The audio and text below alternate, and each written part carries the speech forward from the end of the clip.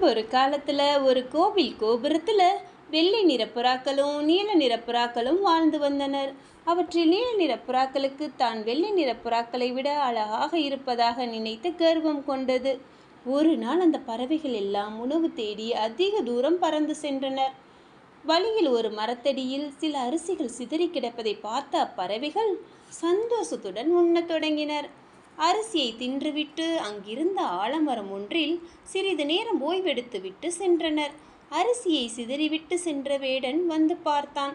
அங்கே அரிசி இல்லாமல் இருப்பதையும் புறாக்களின் எச்சம் கிடப்பதையும் பார்த்த வேடன் அங்கு என்ன நடந்திருக்கும் என்பதை யூகித்தான். அடுத்த நாள் அந்த பறவைகளை எப்படியும் பிடித்துவிட வேண்டும் என்று திட்டமிட்டான். அதற்கு வலை ஒன்றை தயார் செய்து புறாவுக்காக காத்திருந்தான். அடுத்த நாள் வந்த பறவைகள் அரிசியை பார்த்ததும் மகிழ்ச்சியுடன் கொத்தத் தொடங்கினர். சிறிது நேரத்திற்கு பிறகுதான் தான் வலையில் சிக்கிக் கொண்டிருப்பதையே உணர்ந்த பறவைகள் எல்லாம் ஒன்று சேர்ந்து ஒரே நேரத்தில் வலையை தூக்கி கொண்டு பறக்க தொடங்கினர். பறவைகளை வலையில் சிக்க வைத்து பிடிக்க நினைத்த வேடன், ஐயையோ, புறாக்கள் போனாலும் பரவாயில்லை, நான் கஷ்டப்பட்டு தயார் செய்த வலையும் சேர்ந்து போகிறதே என்று கத்திக்கொண்டே புறாக்களின் பின்னே ஓடினான் வேடன். புறாக்கள் பறந்து சென்று கொண்டிருக்கும் போது நீல நிற பறவை கர்வத்துடன் சொன்னது, எங்கள் வலிமையால் தான் நீங்கள் காப்பாற்றப்பட்டிருக்கிறீர்கள். நாங்கள் மட்டும் சிறகை மிக வேகமாக அடித்து பறக்கவில்லை என்றால் அவ்வளவுதான்.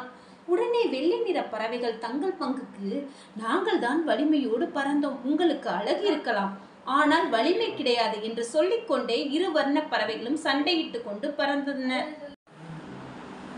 இரு வண்ண பறவைகளும் சண்டையிட்டு கொண்டு பறந்ததால் அவற்றின் பறக்கும் வேகம் குறைந்து அதனால் அப்பறவைகள் வலையுடன் ஒரு மரக்கிளையில் சிக்கி கொண்டது. அதை கண்ட வேடனுக்கு மகிழ்ச்சி ஏற்பட்டது. மகிழ்ச்சியுடன் சொன்னான், ஒன்றுபட்டால் உண்டு வாழ்வு என்ற பழமொழிக்கு ஏற்ப இந்த பறவைகள் தப்பிவிடுமோ என்று பயந்தேன். நல்ல வேளையாக அவற்றின் ஒற்றுமை நீங்கியதால் அவற்றிற்கு தாழ்வு ஏற்பட்டது என்று சொல்லிக்கொண்டே வலையில் சிக்கிய புறாக்களை பிடித்து தனது கூடைக்குள் போட்டான் வேடன்.